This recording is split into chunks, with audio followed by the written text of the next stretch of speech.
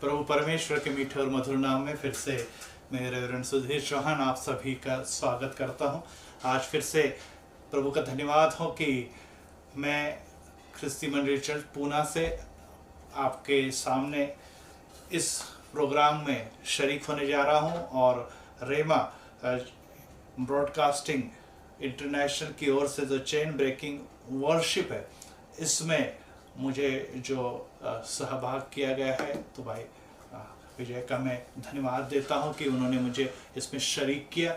और आज हम प्रभु के वचनों में आज के द्वारा हम आगे निरंतर प्रभु के वचनों में आपसे मिलते जाएंगे, आपसे हमारा वचनों के द्वारा और प्रार्थना के द्वारा, आपके साथ बातचीत के द्वारा, आपके साथ काउंसलिंग के द्वारा नियमित संपर्क होगा। महाराष्ट्र के पुणे में मैं मराठी चर्च में यहाँ पर सेवकाई करता हूँ और मराठी चर्च में सेवकाई करने के साथ साथ हिंदी में भी मैं प्रवचन देने की कोशिश करता हूँ, लेकिन कई बार मुझसे गलतियाँ हो सकती हैं।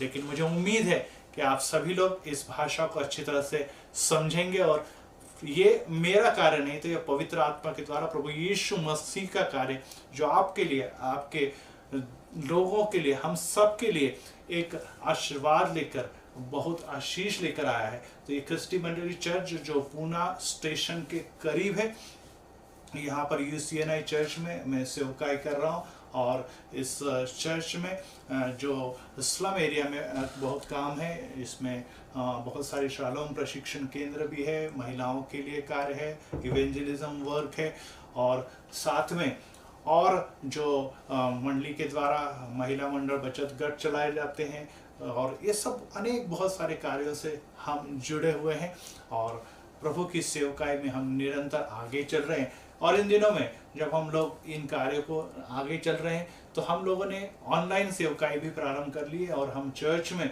नियमित तौर पर स्क्रीन के ऊपर कैमरा के द्वारा दो मेरे जो चैनल है वीडियो के रूप में हम आपसे मिलते हैं। आत्मिक यात्रा विद रेवरेंड सुधीर चौहान ये मेरा YouTube चैनल है और साथ में मेरी वेबसाइट भी आत्मिक यात्रा पर ख्रिस्ती मंडली के द्वारा चलाई जा रही है। तो आप इन सब का लाभ ले सकते हैं और इस प्रकार की सेवकाई में आप सब लोग शरीक होकर आपकी प्रार्थना की मुझे बड़ी आवश्यकता है और साथ में मुझे पूरा विश्वास है कि आने वाले दिनों में प्रभु आपके जीवन में भी इन वचनों की सेवकाई के द्वारा कार्य करने जा रहा है। आज फिर से मैं ख्रिस्ती मंडली चर्च पुणे की ओर से आप सभी का स्वागत करता हूं। इस कार्यक्रम में हम कुछ वर्शिप के गीत गाने वाले हैं, प्रार्थना आपके लिए की जाने वाली है और चंगाई के अद्भुत कार्य इस मंडली में जो निरंतर हो रहे हैं उसका लाभ भी प्रभु परमेश्वर आपको आज ही के दिन इस ही समय देने जा रहा है। आज जो विषय में लेकर जा रहा हूं कि आई एम अलोन, मैं अकेला हूं, और ये विषय पर भी हम संदेश सुनेंगे, लेकिन उसके पहले हम वर्शिप में जाने वाले और ब्रदर मीखा और साथ में ब्रदर अंबादास ये आपको कुछ गीतों के द्वारा प्रभु की महिमा करने का अवसर देने वाले हैं और साथ में हम लोग इसके बाद वचन की तरफ बढ़ेंगे। आपके लिए विशेष प्रार्थना की जाएगी और मुझे उम्मीद है कि जो दुखियारे हैं, जो तकलीफ में, जो निराश है, जो भूखे हैं, जो इन दिनों में प्रभु को ढूंढ रहे हैं, प्रभु उन्हें आज ही के दिन अपने हाथों का स्पर्श, साथ में अपने पवित्र आत्मा का स्पर्श के द्वारा मैं आपके साथ हूं और आपके जीवन में कार्य कर चुका हूं, इस बात का अनुभव देने जा रहा है। तो इस समय मैं आप सभी को उस वर्शिप में लेके जा रहा हूं, क्योंकि वर्शिप के द्वारा जब हम प्रभु की महिमा करते हैं, उसकी स्तुति करते हैं, तो स्वर्ग तक जो यहाँ से का धन्यवाद की जो प्रार्थना है वो स्वर्ग तक पहुंचती है। मराठी में कहा जाता है की जेव्हा आम्ही स्तुती धन्यवाद करतो तो यज्ञाचे धूप जे ते परमेश्वरापर्यंत पोहोचतं आणि परमेश्वराचे आशीर्वाद आमच्यासाठी घेऊन येतात। परमेश्वर के आशीर्वाद की बारिश हमारे जीवनों में होती है और यही बात का अनुभव, इसी बातों का अनुभव हम आज इस वर्शिप में लेने वाले। तो आइए हम हमारे ब्रदर मीखा के साथ, हम हमारे ब्रदर अंबादास के साथ प्रार्थना में जाए, अपने हाथों को उठा के अपने दिलों को खोले, क्योंकि प्रभु इस वर्शिप के द्वारा हमारे दिलों को, हमारे कानों को, हमारे दिलों को और हमारे आत्मा को स्पर्श करने जा रहा है। कार्य करने जा रहा है, क्योंकि आज का दिन प्रभु की योजना थी कि हम आपसे मिले, प्रभु का वचन आपके दिलों में कार्य करे और अकेलेपन की भावना हमारे दिल से दूर करे। तो आइए हम वचनों में जाने से पहले जाते हैं वर्शिप में। Praise the Lord. धन्यवाद।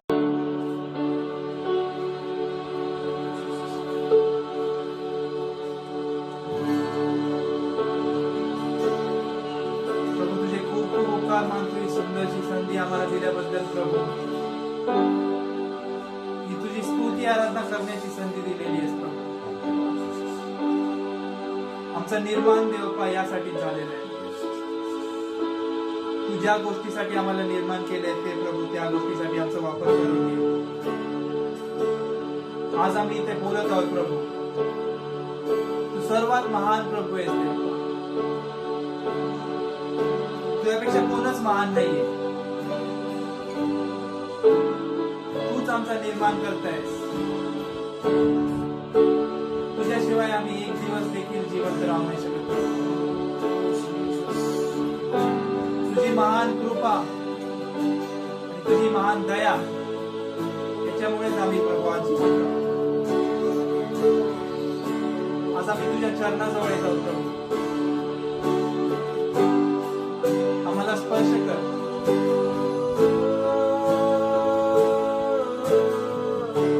आम्हाला तुझ्यासारखं बनण्यासाठी मदत कर प्रभू।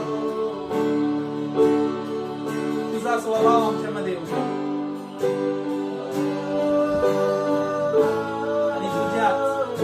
आणि तुझ्याच मार्गामध्ये आम्हाला चालव। तूच महान, तूच सर्वात उंच आहेस प्रभू।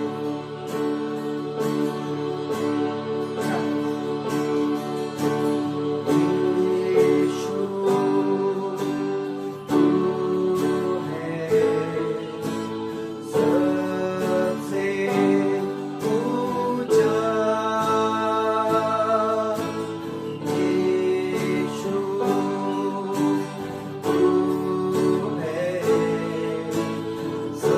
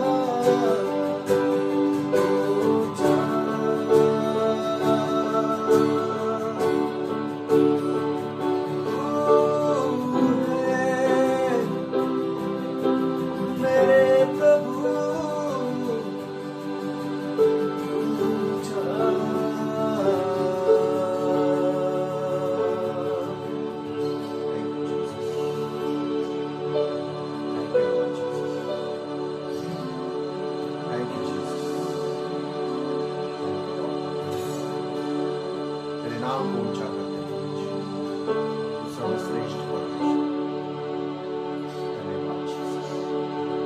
सारा आदर, मान, महिमा, गौरव तुझे देते हैं यीशु मसीह के पवित्र और जलाली नाम से मांगते हैं, सुन और कबूल कर परमेश्वर। आमीन।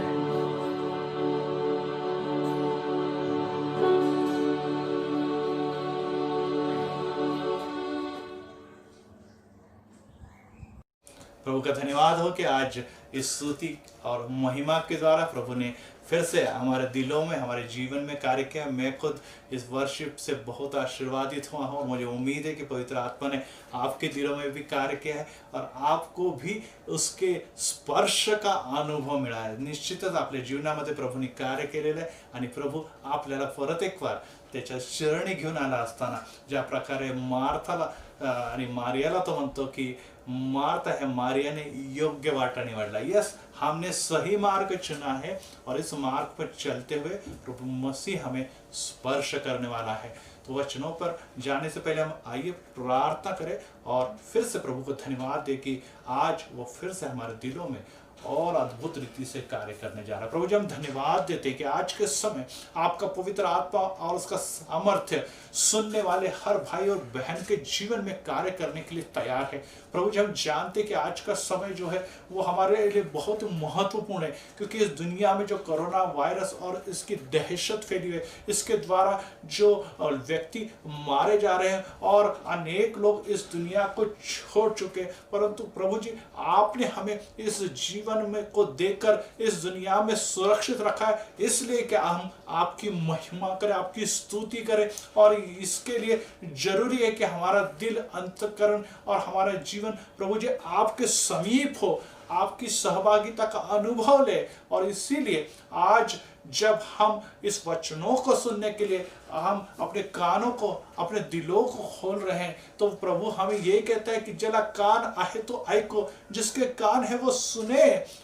हमें सुनने वाला कान, हमें सुनने वाला दिल और आत्मा दीजिए प्रभु जी, जिसके द्वारा जो कुछ आप आत्मा के द्वारा हमसे बातचीत करने वाले हैं वे सब हमारे जीवन में खुशियां भर के लाए, आशीर्वाद भर के लाए, हमारे विश्वासों को दृढ़ करे और हमारे जीवन को एक नए स्फूर्ति, नए उत्साह से भर दे। धन्यवाद देता हूँ यीशु, करके यह समय ते कार्य तू आरंभ केले रहा है। पवित्र आत्मा तू सामर्थ्य निशी ऐकणाऱ्याच्या कुटुंबामध्ये, जीवनामध्ये उतरून आलेला है और इसके लिए प्रभु जी हम आपको धन्यवाद देते। आने वाला वचन जो है वो हमारे मार्ग के लिए दिया और प्रकाश बने और हमारी सभी प्रार्थनाएं, हमारे मन की सभी ख्वाहिशें, हमारी सभी उम्मीदें जो सिर्फ प्रभु यीशु और यीशु ही पूरा कर सकता है, उसका लाभ हमें आज प्राप्त हो। परंतु फिर भी हम यही कहते हैं कि प्रभु जी हमारी नहीं तो आपकी इच्छा, आपकी योजना हमारे जीवन में पूरी करे। और इसीलिए हम अपने जीवन को, अपने दिलों को, अपने कानों को, अपने शरीर को, अपने परिवार को, अपने हालात को प्रभु जी आपके हाथों में सौंपते हैं और यही कहते हैं कि प्रभु यीशु मसीह के मीठे और मधुर नाम से मांगते हैं, सुन और ग्रहण कर, आमीन। आज हम एक विशिष्ट विषय को लेकर मैं आपके सामने जा रहा हूं और इस विषय में हम देखने वाले कि इन दिनों में जो दुनिया में, जैसे भारत जैसे देश में जनसंख्या बहुत है और लोगों की भीड़ हमें सब तरफ दिखाई देती है। रास्ते पर चलने वाले लोगों की संख्या हमें बहुत दिखाई देती है। गांव और शहरों की जनसंख्या अधिक हो रही और विश्व के सबसे बड़े राष्ट्रों के रूप में जल्द ही भारत आगे आने वाला है। और ऐसे अवस्था में हम देख रहे हैं कि अकेलापन, अनेक लोगों के जीवन में अकेलापन है। भले ही वो भीड़ में लोगों के साथ है, लेकिन अभी भी उनका अकेलापन, उनका दिल उनको खाए जा रहा है। और ऐसे अवस्था में हम इन जब फोटोओं को देखते हैं तो हम भी कई बार ऐसे निराश होकर जीवन जी रहे हैं। आज हम काफ़ी दुख में हैं, तकलीफों में हैं और विचार कर रहे हैं कि हमारा को इस परेशानी से कौन मुक्त करेगा, यह समस्या तो हमारा कौन छोड़ना है और हमें कोई रास्ता नहीं नजर आ रहा है। हम पीड़ा से, हम उदासी से, हम निराशा से भरे हुए हैं। और ऐसे अवस्था में आज प्रभु का वचन आपसे बात करना चाहता है। प्रभु जी खुद उसके वचनों के द्वारा हमारे दिलों में कार्य करना चाहता है और हमारे दिलों की उदासी, हमारे दिलों की निराशा और हमारे जीवन में जो अविश्वास का आत्मा है वो हमसे वो दूर करना चाहता है। इसलिए भाइयों बहनों, आइए हम वचनों की तरफ जाने से पहले फिर से एक बार देखें कि क्या मेरे हालात ऐसे हैं, मेरी अवस्था ऐसी है और है, तो उससे दूर करने के लिए दुनिया की मनोरंजन नहीं, दुनिया के बदले हुए हालात नहीं, तो प्रभु यीशु मसीह का पवित्र दाहिना हात मेरे जीवन में कार्य करेगा। प्रभू येशूच माझं जीवन बदलू शकतो आणि यासाठी या चित्राकडे किंवा या गोष्टीकडे आपण बघत असताना परत एक बार अपन विचार करूँ कि खरोखर इस दुनिया की भीड़ में क्या मैं अकेला हूँ, क्या मैं खोया हुआ हूँ, क्या मैं दुनिया की सभी बातों में कहीं दूर अपने आप को अकेला पाता हूँ। तो निश्चित आज प्रभु का वचन हमारे जीवन में कार्य करेगा। तो आइए हम वचन की तरफ चले और भजन संहिता उसका 69वां अध्याय और 20वें वचन में जो किस प्रकार से जो लेखक कवि इस प्रकार से कहते हैं, मेरा हृदय नाम धराई के कारण फट गया और मैं बहुत उदास हूँ।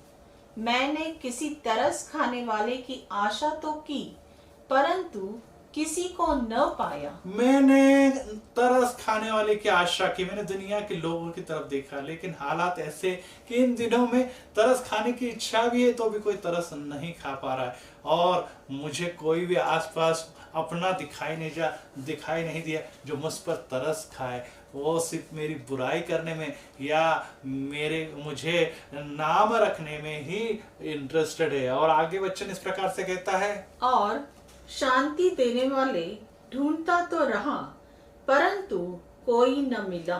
शांति देने वाले को ढूंढता रहा।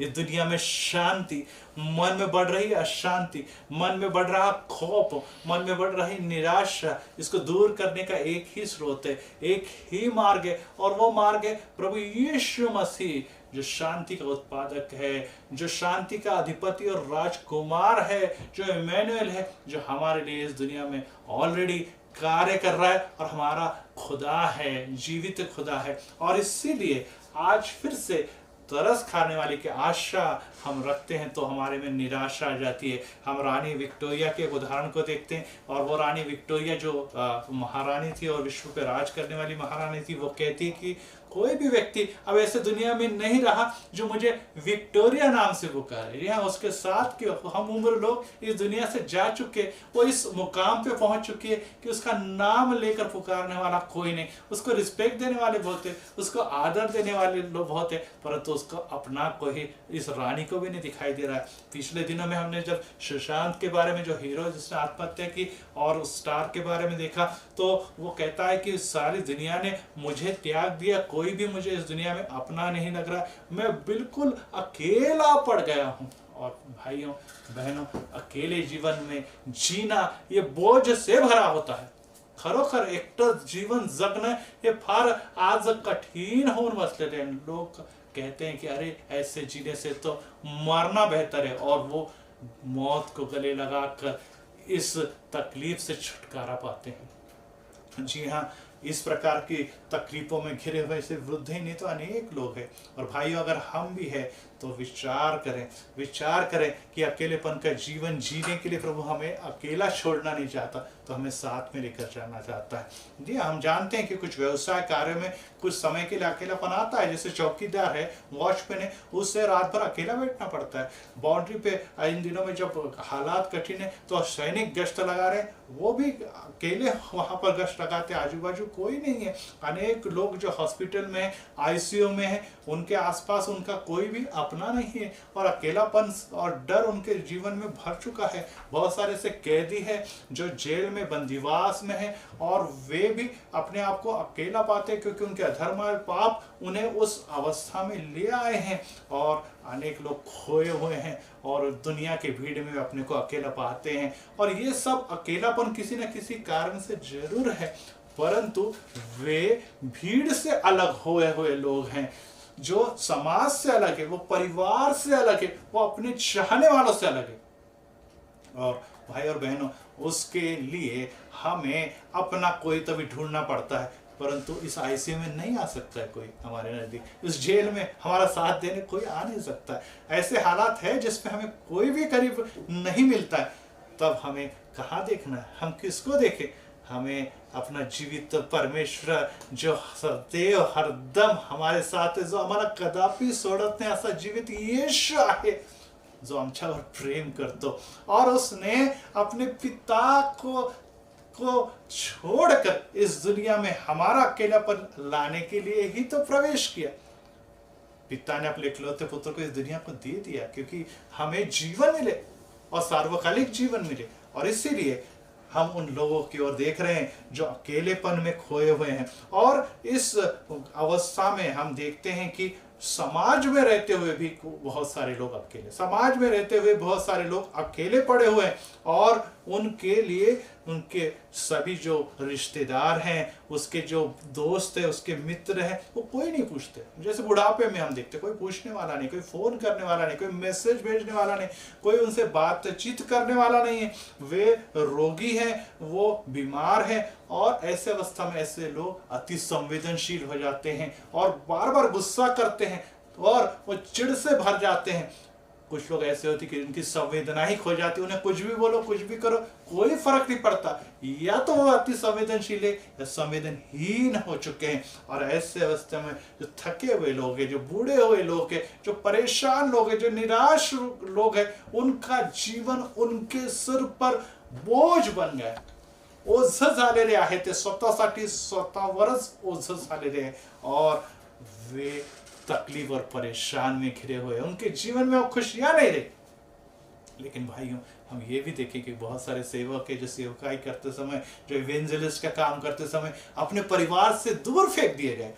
उनको इवेंजलिस्ट करते समय उन्होंने तकलीफ उठाते हुए उनको नौकरियां से छीन ली गई, उनके समाज से मारकर उनको गांव से निकाल दिया गया। ऐसे भी अनेक लोग हैं। लेकिन ध्यान में रखिए, उनके साथ प्रभु यीशु मसीह, क्योंकि वो प्रभु यीशु मसीह की सेवा कर रहे हैं, परंतु हमारे साथ प्रभु यीशु मसीह है या नहीं, ये देखने की आवश्यकता है। और इसीलिए यूहन्ना रचित सुसमाचार उसका 5वां अध्याय और वचन 6 और 7 में किस प्रकार से कहा गया है, देखिए यूहन्ना 5वां अध्याय वचन 6 और 7। यीशु ने उसे पड़ा हुआ देखकर और यह जानकर कि वह बहुत दिनों से इस दशा में पड़ा है, उससे पूछा, क्या तू चंगा होना चाहता है?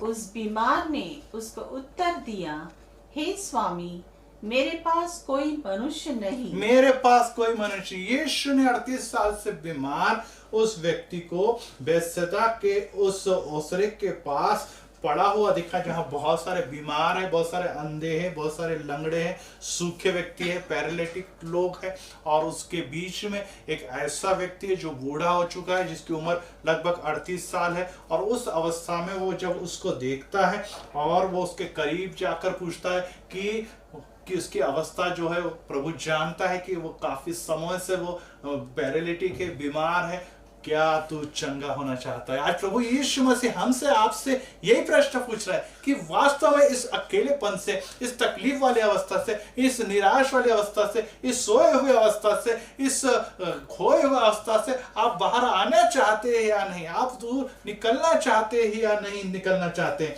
और वो व्यक्ति देखता है और वो इस प्रकार से कहता है कि प्रभु जी, मेरे पास कोई मनुष्य नहीं है, मेरे पास कोई मनुष्य नहीं, बहुत माझ्या जवळ कोणी व्यक्ति नहीं, मेरे पास कोई व्यक्ति नहीं। इस दुख हारी अवस्था में मेरे चारों तरफ रोगी ही रोगी है, निराश ही निराश है, तकलीफ से भरे लोग हैं, परंतु ऐसा कोई भी व्यक्ति नहीं जो मुझे उस मार्ग तक ले जाए जहां पर प्रभु यीशु के द्वारा या आकाश से जो चंगाई उतर रही है उसके द्वारा मुझे बीमारी से मुक्ति मिले। जी हाँ, आज आप कह रहे कि मेरे पास कोई व्यक्ति नहीं जो प्रभु यीशु के पास ले जाए, तो यही अवसर है कि वचन जो है, ये सामर्थ्य जो है, ये वीडियो जो है वो आपको प्रभु यीशु के पास लेकर जा रहा है। और आज जो चंगाई उतर रही है, जो निराशा आपके जीवन से दूर की जा रही है, जो सभी आशा प्रभु यीशु मसीह में सार्वकालिक जीवन के लिए आपके निर्माण हो रही है, वो आशा के करीब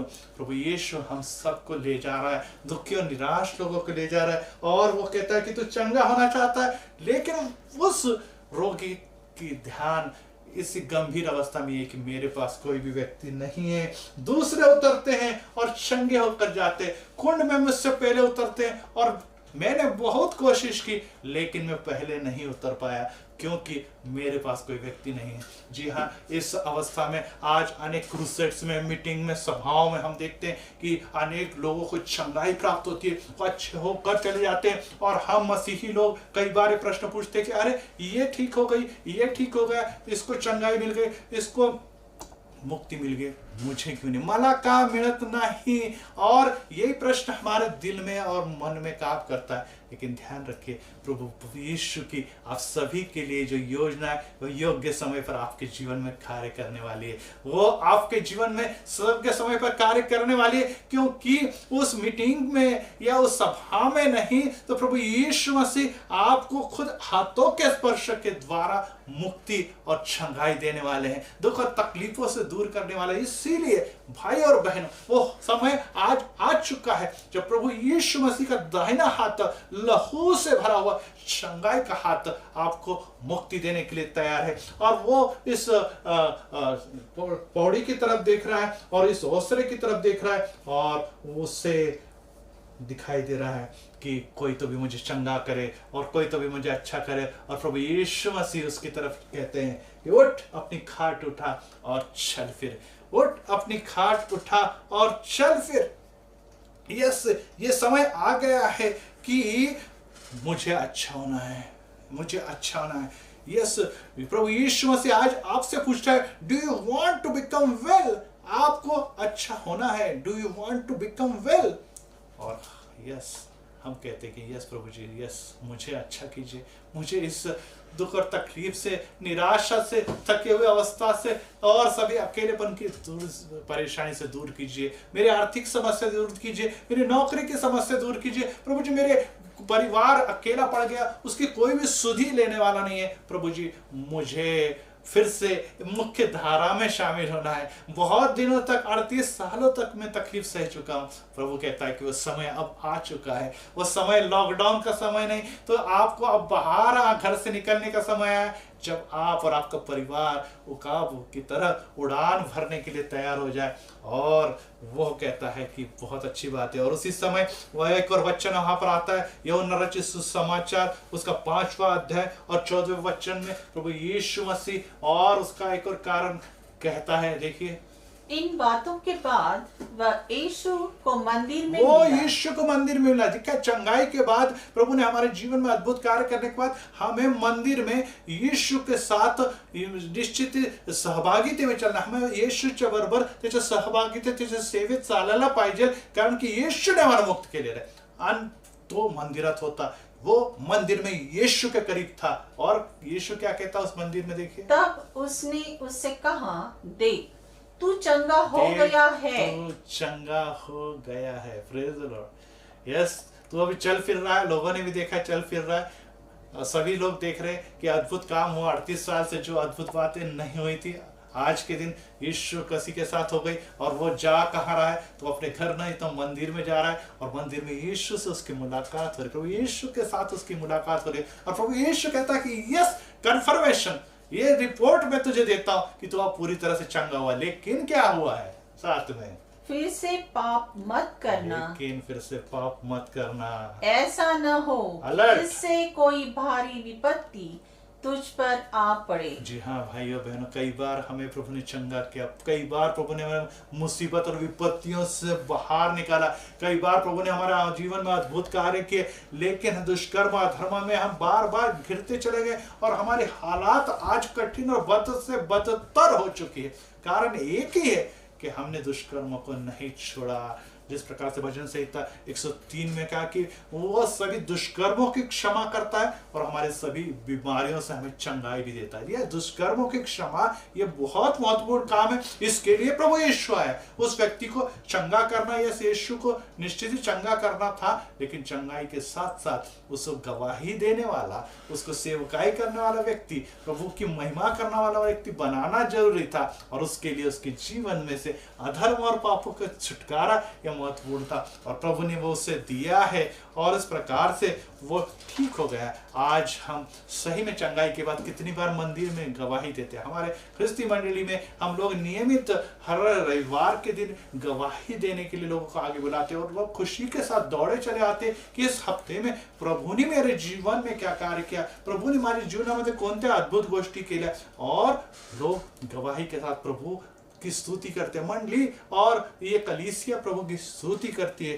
ध्यान रखिए, हमें क्षमा की आवश्यकता है, हमें दुष्कर्मों से मुक्ति की आवश्यकता है और इसीलिए प्रभु कहता है कि हमें इस दुनिया में और अलग रहना है। और इसी में हम देखेंगे यूहन्ना रचित सुसमाचार उसका 17वां अध्याय वचन 14 से 18 में किस प्रकार से प्रभु यीशु गेशमन बाग में क्या कहता है। देखिए, मैंने तेरा वचन उन्हें पहुंचा दिया है। यस, मैंने तेरा वचन उन लोगों तक सेवकाई पूरी करते प्रभु यीशु अपने पिता परमेश्वर से कहता है कि उन लोगों तक पहुंचा दिया है।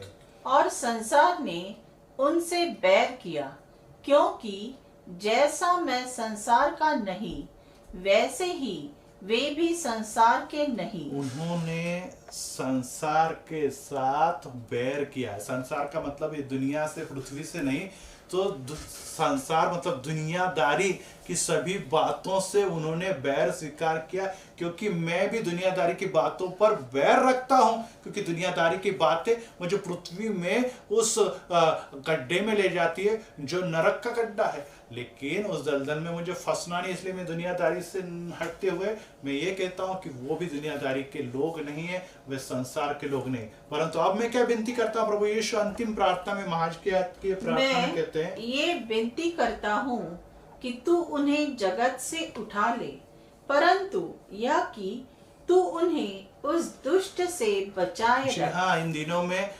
हमें प्रभु की इच्छा नहीं कि दुनिया से उठा ले। ये कोरोना वायरस है इस दुनिया में, हम लोग जानते हैं। अनेक हमारे साथी भाई, मंडली के साथी, साथ नगर के लोग, हमारे राज्य के लोग, हमारे राष्ट्र के लोग, दुनिया के लोग उठा लिए जा रहे हैं। प्रभु आज फिर भी हमें इस दुनिया में बनाए रख रहा है, हमें टिकाए रख रहा है, और वो क्या कहता है कि इस दुष्ट से बचाए रखे। इस दुनिया में अगर हमें रहना है तो पाप की दुष्टाई से, पापाची सर्व दुष्टतेपासून प्रभू आम्हाला सुरक्षित राहू ठेवतो।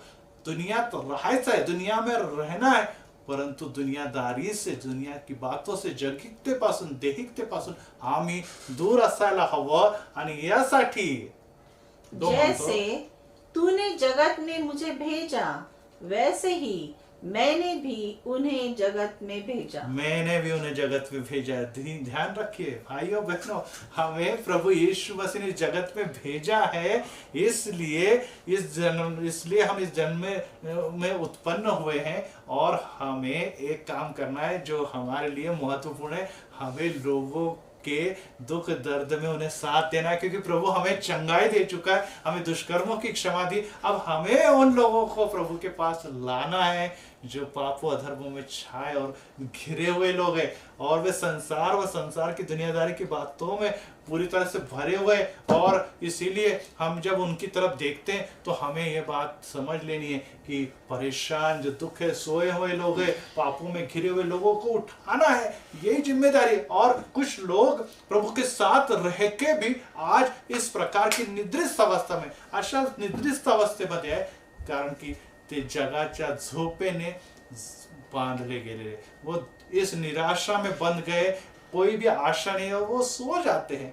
प्रभु कहता है कि कठिन समय नजदीक है, आप उठिए, जागृत हो जाइए, क्योंकि समय एक करीब है। क्योंकि मैं आपके लिए प्रार्थना कर रहा हूं, उस पिता के पास आपने भी प्रार्थना करनी है, मेरे पास किन लोगों के लिए? इन दुनिया के खोए हुए लोगों के लिए, क्योंकि मैं खोए हुए लोगों को बचाने आया हूं। परंतु आगे अब मैं जिम्मेदारी आपको दे रहा हूं। मैं उत्तम गडरिया हूं, लेकिन इस सभी भेड़ों को चराने की जिम्मेदारी मैंने आपको दी हुई है। और इसीलिए वो भेड़ है कौन? वो खोई हुई भेड़ है कहाँ? ये लूका इसके 15वें अध्याय और वचन 5 और 6 में, और जब मिल जाती वो है, खोई हुई भेड़ जो है, 99 भेड़े एक तरफ रख के जो सुरक्षित भेड़ है, प्रभु यीशु मसीह उस खोई हुई भेड़ के लिए बाहर निकलता है और उसे खोजता है, जो आज खोई हुई है, जो आज अकेलेपन में, आज वो निराश है। और वो क्या तब करता है? वह बड़े आनंद से उसे कंधे पर उठा लेता है और घर में आकर मित्रों और पड़ोसियों को इकट्ठे करके कहता है, मेरे साथ आनंद करो, क्योंकि मेरी खोई हुई भेड़ मिल गई है। यस, आज प्रभु यीशु मसीह हमें बुला रहा है। कहते कब तक खोई हुई भेड़ के रूप में आप घूमोगे? कब तक खोई हुई भेड़ों के रूप में आप अपना जीवन व्यतीत करोगे?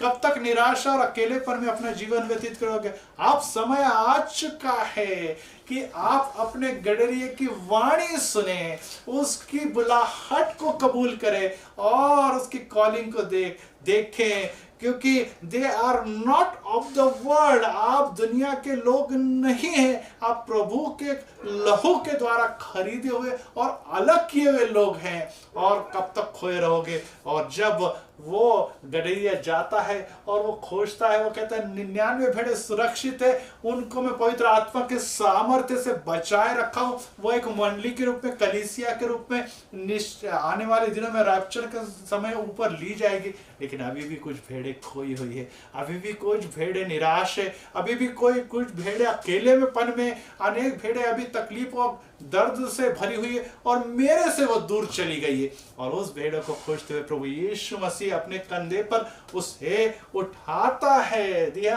अपने कंधे पर उठाकर वो आगे लेकर जाता है। यह प्रभु जी हमारा भार उठा के चल रहा है। जिस प्रभु ने जिस हमारे अधर्म का भार उठाया, बोझ उठाया, हमारे पापों का बोझ उठाया, हमारी सभी बीमारी आणि व्याधी से ओझं त्याने वाहिले रहा है, तो प्रभु आज तुम्हाला आणि मला खांद्यावर घेऊन स्वर्गीय राज्याकडे नेऊ इच्छितो। हमें कांधे पे उठाकर वो हमें स्वर्ग की ओर, उसके तैयार की जगह की ओर, जो हमारी राह देखते उस ओर ले जा रहा है। और इसके लिए हमें उसकी वाणी सुननी है, उसकी बुलाहट सुननी है, जो आज आप तक इस समय पहुंच रही है, और उसका स्वीकार आप करें। और हमें दिखाई देता है कि जब वो कहता है कि वो भेड़ मिलती है, तो उसे बहुत आनंद होता है, उसे बहुत आनंद होता है। वो अपने सभी साथियों को बुलाता है और देता है कि कोई भेड़ बहुत कठिनाई से मुझे आज मिल चुकी है, और उस भेड़ के कारण वो एक मेजबानी देता है, वो एक पार्टी ऑर्गेनाइज करता है, और उसमें उसके सभी दूत,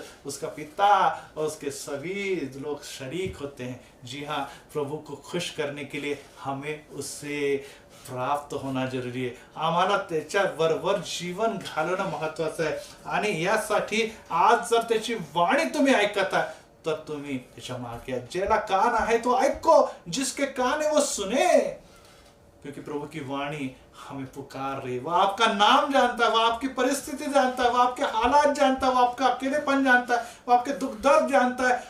वो कभी भी आपको नहीं छोड़ेगा। और इसलिए आज उसकी वाणी अगर आप सुनते हैं तो मुंह न फिराएं, दिल न कठोर करें, तो उस वाणी को सुनकर उसके पीछे आ जाएं, क्योंकि वो आपकी दुख तकलीफ दूर करने के लिए आपके लिए प्राण अर्पित कर चुका है। और वचन इसी में हम देखते हैं कि ये क्लेश, ये दुख, ये समस्या प्रभु यीशु मसीह ने खुद सहन की, और उसका वचन ये कहता है कि हमें ये सब प्रभु यीशु मसीह ने इसलिए नहीं दी कि हम उससे डर जाए, उससे खौफ खाए। प्रभु कहता है कि मैंने इस दुनिया को जीत लिया, मैंने या जगाला जिंकलेला आहे, मैंने मृत्यू पर विजय प्राप्त किया, जगाची मृत्यूला भी जिंकले, तो तुम किस बात से खौफ पर ज्यादा हो? दुनिया की सभी बातें मैं तुम्हें देना चाहता हूँ। वचन मराठी मध्ये मैं इस प्रकार से कहा कि आधी धार्मिकता आणि नीतिमत्वासाठी झटा, पहले उसकी धार्मिकता और उसके नीतिमत्व के लिए निश्चित मेहनत करे, तो दुनिया की सभी बातें दुनिया की सभी जो उत्तम बातें जो आपको मिलनी चाहिए वो प्रभु आपको अवश्य देगा। और इसीलिए आप दुनियादारी के पीछे भागोगे तो दुनिया के में खो जाओगे, परंतु हम प्रभु यीशु के पीछे चलेंगे तो दुनिया की सभी उत्तम बातें प्रभु हमें दिए बगैर नहीं रहेगा। और आइए, वो आज हमें फिर से यही कहना चाहता है कि वो हमारे सभी तकलीफों में हमें सभी मित्रजनों से दूर नहीं तो उनके साथ जोड़ना चाहता है। और ऐसे कठिन समय में हमें दुनिया को व्यर्थ नहीं समझना चाहिए, हमें दुनिया से जुड़ा रहना चाहिए। आज हम नेट के द्वारा, इंटरनेट के द्वारा प्रभु को धन्यवाद दें कि ये जो बात असंभव थी वो आज संभव हो गई। आज अनेक लोग जो इससे कनेक्ट हुए। आज हमारे पास चर्च नहीं, हमारे पास मंदिर नहीं, क्योंकि हम उसमें आराधना भक्ति नहीं कर सकते, हम यहाँ पे लॉकडाउन में, परंतु प्रभु को धन्यवाद है कि आज हम टीवी के द्वारा, हम आज इस नेट के द्वारा, हम लैपटॉप के द्वारा निश्चित प्रभु के साथ कनेक्ट है। परंतु इसको डिस्कनेक्ट न कीजिए, इसे डिस्कनेक्ट न होने दीजिए, क्योंकि हमें जोड़ने वाला वचन, अभिवचन जो है वो कहता है कि मैं तुम्हें कभी नहीं त्यागूंगा, मैं कभी नहीं छोड़ूंगा। दुनिया की ये नेट की रेंज चली जाएगी, परंतु प्रभु यीशु मसीह की रेंज कभी भी नहीं जाती। वो हम बंद कर देते हैं, इसलिए वो डिस्कनेक्ट हो जाता है। और इसीलिए आज जो अकेलेपन की भावना से अगर आप भरे हैं तो उससे छुटकारा देने के लिए प्रभु यीशु पहले यहाँ पर यूहन्ना 11:21 वचन में इस प्रकार से लिखा है, पढ़िए। मार्था ने यीशु से कहा, हे प्रभु, यदि तू यहाँ होता तो मेरा भाई कदापि न मरता। प्रभु तू यहाँ पर होता। मार्था जाती है, प्रभु जो लगभग 2 कोस की दूरी पर है, 2 माइल की दूरी पर है, 5 कोस की दूरी पर है, और वहाँ पर यीशु मसीह है और कहता है कि आइए, चेलों को कहता है कि चलिए हम जाते हैं जहाँ पर मेरा भाई सो गया है और मैं उसे उठाना है।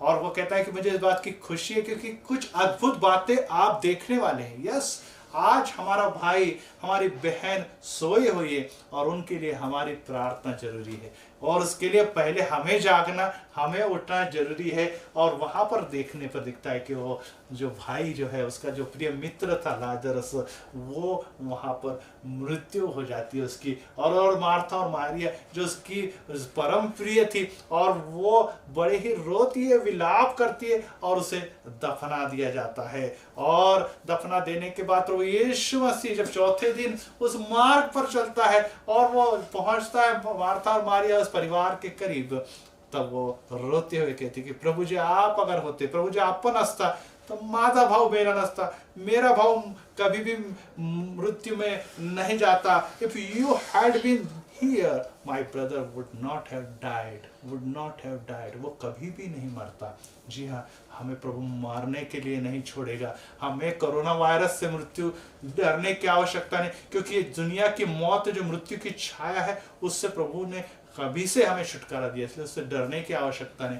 परंतु डरे तो पाप से डरे, अशुद्धता से डरे, दैहिकता से डरे, दुनियादारी के सभी बातों से डरे, क्योंकि ये बातें हमें नाश की ओर ले जाती है। परंतु आगे जब वो जाता है और वो यहाँ पर दिखाई देता है कि हम ऐसी अवस्था में कुड़कुड़ाने लग जाते हैं कि प्रभु जी आज हमारी नौकरी चली गई, हम कुड़कुड़ा रहे हैं, आज हमारे घर के में से राशन खलास हो गए, हम बड़बड़ कर रहे हैं, आज हमारे पगार कट गए और हमारे आर्थिक मंदी के माहौल में बहुत खराब हालत है, हम कुड़कुड़ा रहे, हमारे बच्चों की पढ़ाई और करियर का मार्ग बहुत सारा बंद हो गया, हम बड़बड़ कर रहे, कुड़कुड़ा रहे। अनेक लोगों को हम जब दफनाते हैं और कब्रिस्तान में पहुंचते हैं तो रोते कि पास्टर साहब ये क्यों हुआ हमारे साथ, हमारा भाई तो बहुत धार्मिक था, बहन तो बहुत अच्छी थी और वो पूरा जीवन भी नहीं जी पाई और उसकी मृत्यु हो गई, क्यों प्रभु ये सब होने देता है।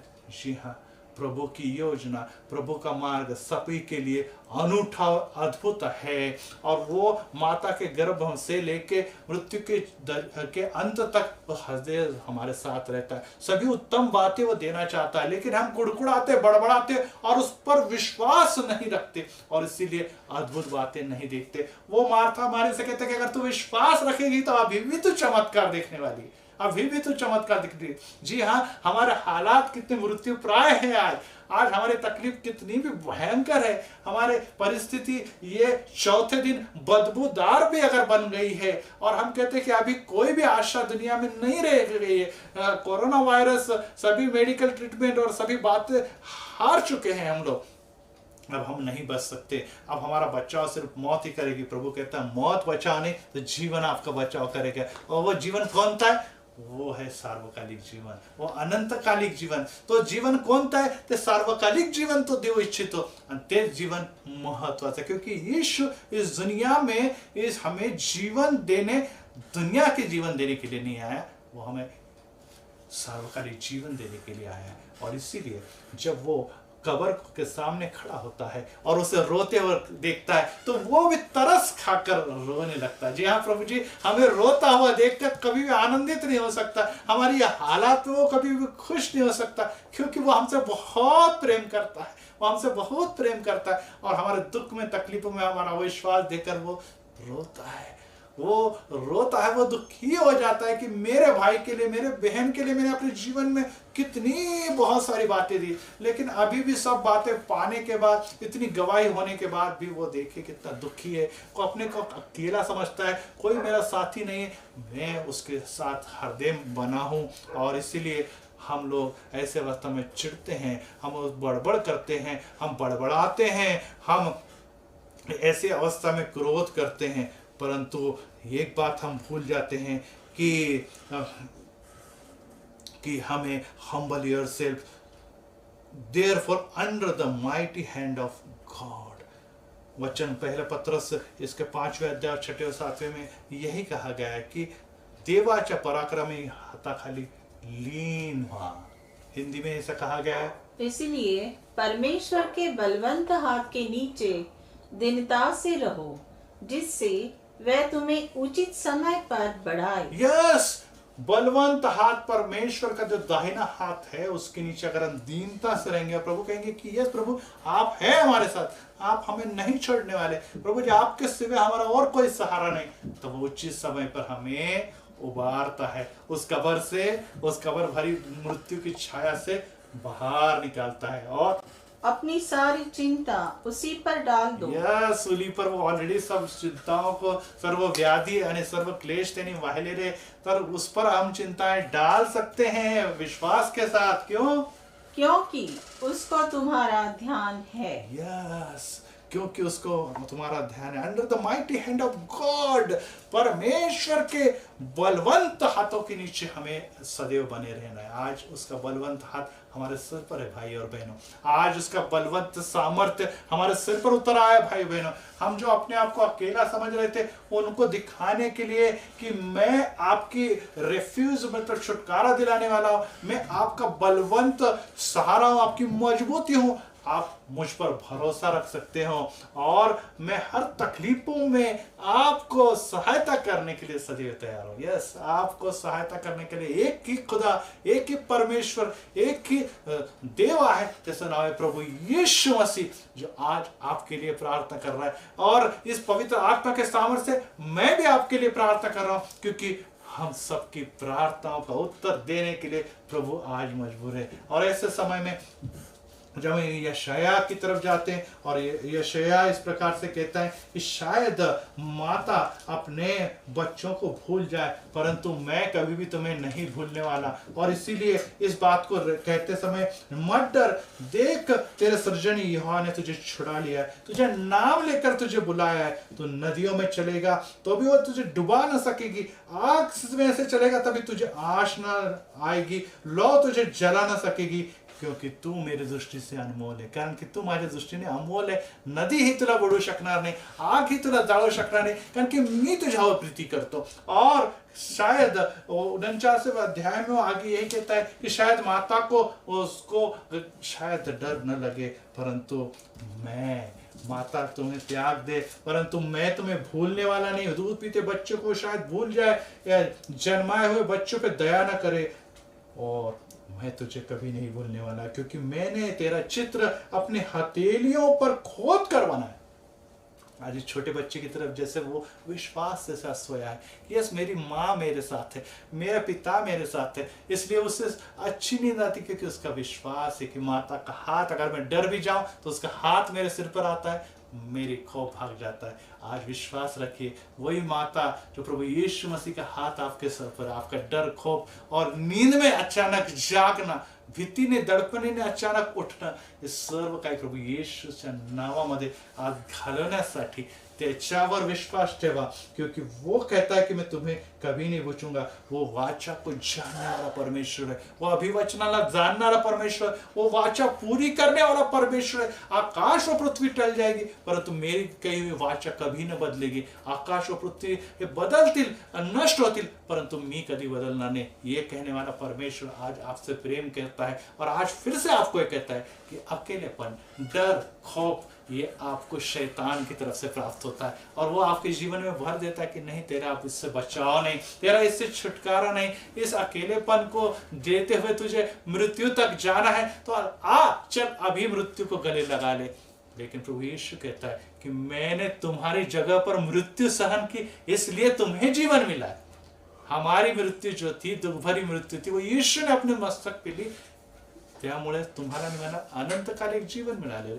उस जीवन का आप स्वीकार करें और प्रभु के चरणों में जाए। आइए हम फिर से अपने नेत्रों को, अपनी आंखों को उस जीवित प्रभु की तरफ लगाएं और प्रार्थना में अपने आंखों को मूंद ले। मुझे दिखाई दे रहा है कि अनेक लोगों के दिलों में, अनेक लोगों के जीवन में इस समय प्रभु यीशु ने कार्य किया है। उसके आंखों से बहते हुए आंसू, उनकी पीड़ा और दुख इस समय उभर के आए हैं और उनका मन स्तुति धन्यवाद से भर गया है और वो कह रहे कि सही में प्रभु जी, मेरे हालात बहुत ऐसे ही हैं, जो वचन मेरे लिए आया है वो वचन मेरे को एक नई स्फूर्ति और नई उत्साह देने के लिए जा रहा है, परंतु मैं गलत हूँ, मैं पापी हूँ, मैंने अधर्म किए हैं, मैं खोई हुई हूँ, मैं दर्द और तकलीफ में भरा हुआ। प्रभु मैंने अविश्वास भरा जीवन जीता है, जो अयोग्य बातें हैं वो मैंने अपने जीवन में की, मैंने अपने आज्ञा का भंग किया। मी तुला टाकलाय, मी तुला सोडलंय, तुला नावडणाऱ्या गोष्टी माझ्या जीवनामध्ये। तो प्रभु यीशु इसी समय कहता है कि मैं सभी लाख जैसे लाल पापों के भरा जीवन दिल, इसको बर्फ के समान शुद्ध और पवित्र करने जा रहा हूं। प्रथम अधर्म और पापों से छुटकारा और फिर उसके बाद दुनिया की सही बातें मैं तुम्हें देने जा रहा हूं। मैं तुम्हें जीवन देने जा रहा हूं और इसीलिए अपने दिलों को उस प्रभु की तरफ लगाए और धन्यवाद दे कि प्रभु आपके वचनों के द्वारा मुझे एक नई सेहत, एक नया जीवन, एक नई स्फूर्ति मिली। प्रभु जी हम धन्यवाद देते हैं उन सभी भाइयों के लिए, सभी बहनों के लिए जिनके कानों तक, जिनके दिलों तक और इस समय प्रभु आपका वचन पहुंचा है, जो वचन, जो वाचा, जो अद्भुत है, जो कभी न बदलने वाली है। और वो वाचा ये है कि मैं तुझे कभी नहीं छोड़ूंगा, मैं कभी तुझे त्यागूंगा नहीं। आज वृद्धावस्था में बीमारी के कारण या लॉकडाउन के कारण या निराशा के कारण या शत्रुता के कारण या कोई भी हालात के कारण या धार्मिकता के कारण लोग अगर त्यागे गए हैं, दूर कर दिए गए हैं, अपने आप को अकेला महसूस करें, प्रभु जी उनके जीवन में कार्य कीजिए। उनके दिलों को जो जख्म लगे हैं, तो उनके दिलों को तकलीफ पहुंचे, उससे मलहम लगाइए, क्योंकि मलहम लगा के चंगाई देना यीशु आपका काम है। आप शारम के मलहम है और प्रभु यीशु मसीह गिलाद के मलहम है। प्रभु जी आप उनके जीवन में कार्य कीजिए।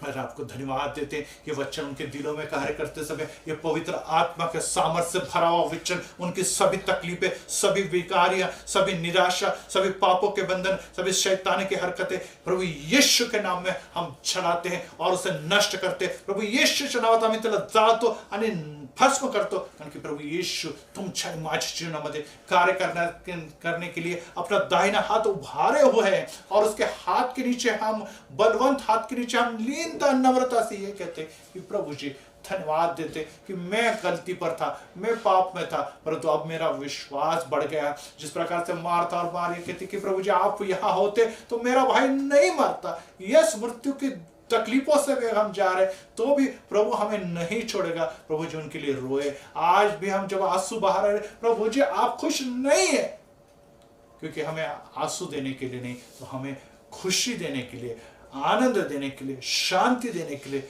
जीवन देने के लिए प्रभु जी आप दुनिया में आए और आज हमारे घर में, हमारे जीवन में आप उतर आए। हमारे सभी आंसुओं को आप पोंछ दीजिए, हमारे सभी तकलीफों को आप दूर कर दिए, हमारे मन में एक नई ऊर्जा भर दीजिए। और जिस प्रकार से वो व्यक्ति चंगा हुआ, 38 साल दुखराए व्यक्ति वो मंदिर में जाता है, लोगों को बताता है और कहता है कि मुझे ये नहीं मालूम, मुझे एक मालूम है कि जो व्यक्ति ने मेरे लिए प्रार्थना की मैं चंगा हो गया। और जाकर जो मंदिर में मिलता है तो उसे पता लगता है उस व्यक्ति का नाम है प्रभु यीशु मसीह। आज हमें पता चल गया है कि हमारे जीवन को बदलने वाला वो व्यक्ति है जिसका नाम है प्रभु यीशु मसीह। और यीशु मसीह अगर हमारे जीवन में कार्य कर रहा है तो हम शांत नहीं बैठने वाले। हमारे जीवन में से गवाही, हमारे जीवन में से प्रभु के सेवकाई, हमारे जीवन में से प्रभु के लिए अच्छे कार्य जो उसके आज्ञाओं पर है वो निकलने वाले हैं। और इसीलिए हमारे सभी मार्ग खोल दिए, हमारे मन में से डर, खौफ, निराशा दूर कर दीजिए और आपकी स्तुति, आपकी महिमा, आपकी सेवकाई करने वाला उत्साह से भरा हुआ, स्फूर्ति से भरा हुआ, आत्मा से भरा हुआ, वचनों से भरा हुआ, और जब तक आप इस दुनिया में रख रहे हैं वो सभी मृत्यु के खौफ और डर और सभी प्रकार के बादल, परेशानी और सभी प्रकार के तूफानों से भय मुक्त ऐसा जीवन हम जीना चाहते हैं। और प्रभु जी वो आज इसी समय आपने दिया, हम धन्यवाद देते। फिर से क्रिस्ती मंडली और विशेष करके रैम ब्रॉडकास्टिंग इंटरनेशनल के लिए हम धन्यवाद देते, क्योंकि वो एक बड़ी सेवकाई इन दिनों को हमारे लिए कर रहा है। और प्रभु जी फिर से हम यहाँ पे रुकते हैं और आपको धन्यवाद देते हैं। आज वचनों का स्पर्श, पवित्र आत्मा का स्पर्श और जो यावे राफा, जो चंगाई देने वाला परमेश्वर, उसका अनुभव है, यावे हीरे, सभी बातें हमें प्रोवाइड करने वाला परमेश्वर मिला, हम धन्यवाद देते। प्रभु यीशु के मीठे और मधुर नाम से मांगते, सुन और ग्रहण कर। प्रभु यीशु मसीह के अनुग्रह, पिता का, परमेश्वर का प्रेम और पवित्र आत्मा की सहभागिता आप सभी के साथ अभी और हरदम बने रहे। प्रभु यीशु में ठीक है मीठे, पवित्र और महान नाम के वसीले से मांगते हैं, सुन और ग्रहण कर। आमीन, आमीन।